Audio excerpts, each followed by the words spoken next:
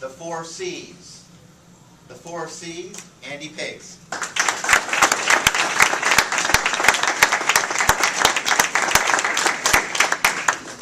Mr. Contest Master, dignitaries, fellow Toastmasters, and most welcome guests.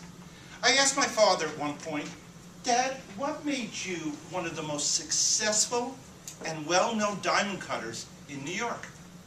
And he said to me, adherence to the 4 C's, which everybody knows what those are. Color, cut, clarity, and carry. I said, no. He looked at me like only a father can when he thinks you're being stupid. That sideways look.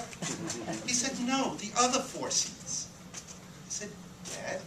He said, remember that summer that you came to work with me? And instantly I flashed back to being 14 years old. Going to work with my dad in the Diamond District of New York on 47th Street.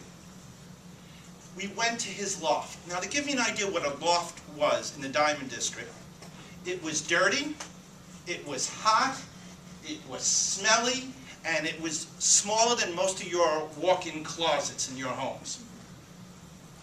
One day, there was a knock on the door, and I heard from outside, Pais, which was my father's Hebrew name. His name was Harvey.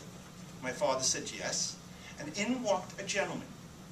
Very unceremoniously, very casually, sat down at my father's desk, took out a leather bag, a briefcase, and out of which he extracted a black velvet bag. My father put out his hand. The man dropped in what was in the bag into my father's hand. And what he dropped was a piece of rough. Does everybody know what rough is? Rough is a diamond before it's been cut. It comes out of the ground as a piece of rough. It looks like rock candy. Everybody knows what rock candy looks like. It's not very appealing. It's not very pretty. But my father took it and held it in his hand. Then he took out his loop and looked at it, and looked at it, and looked at it, because this was an important stone. A gazinta stone, as we say in the Diamond District. Big.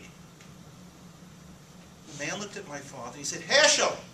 My father said, he said, will you cut this for me? My father said, I will. The man said, Mazel tov, and left. With that, my father took the stone, looked at it a couple times, opened the safe, threw it in the safe, and closed the safe.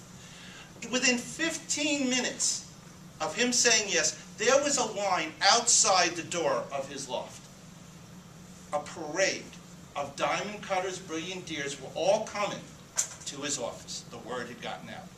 Each time somebody came in, he opened the safe, took out the stone. He looked at it. They gave it to each other. They mumbled as only Jewish stonecutters can. Gave his good luck, and they would leave. And at the end of the week, right before Shabbos on Friday night, the call came, and I heard my father say, no, not yet. This became the pattern for the rest of the summer, the routine. People coming in every Friday before Shabbos, I hear on the other side, new Herschel, yes? Are you ready? My father would say no. Every day this went on. Then just about before we went back to school, I was going back to school, I was coming down up from Kaplan, and if I don't know anybody knows, it's a restaurant in the Diamond District, with our lunch. And I heard my father obviously talking to the man, saying, how soon can you be here? I said, oh, okay. Hung up the phone, took out this diamond stand I had never seen before, and started to put in warm wax, because that's what holds the diamond from shaking, any vibrations. And as he put the diamond into the wax, I noticed there were no longer lines on the diamond. No more crayon lines, no more wax lines, but actually he had scribed lines right through the diamond in different directions. The wax wasn't even set, and the guy and his partner were already there.